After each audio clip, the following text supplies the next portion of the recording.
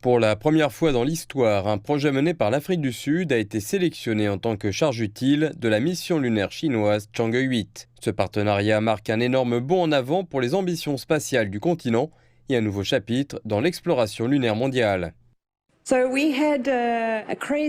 Nous avons eu l'idée folle, il y a presque 12 ans, d'installer un télescope sur la face cachée de la Lune.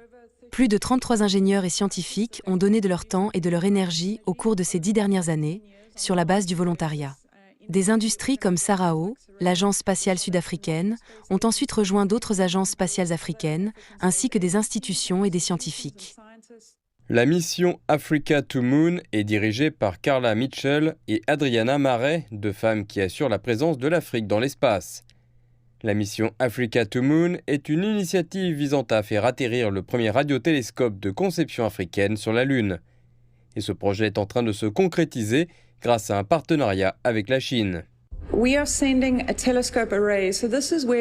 Nous envoyons un réseau de télescopes, c'est-à-dire que nous rassemblons de petits instruments qui fonctionnent ensemble comme s'il s'agissait d'un grand instrument. Ce sont en fait des sphères lunaires africaines qui rebondissent parce qu'elles sont rondes, elles font de la basse fréquence et l'acronyme est BAL parce que c'est amusant. Ces boules lunaires fonctionneront ensemble comme un télescope. Les boules de lune ont été acceptées comme charge utile, ce qui signifie qu'elles seront embarquées sur la sonde chinoise Chang'e 8 et qu'un robot atterrisseur les déploiera sur la surface de notre satellite naturel. Nous allons étudier l'univers dans les basses fréquences et chercher à voir dès le début de l'univers. Nous espérons pouvoir détecter des signaux dans les basses fréquences et les analyser, et nous espérons observer les émissions kilométriques aurorales de la Terre. Nous avons tous vu des aurores et nous voulons observer comment le bouclier magnétique fonctionne et comment il interagit avec l'activité solaire comme les sursauts solaires.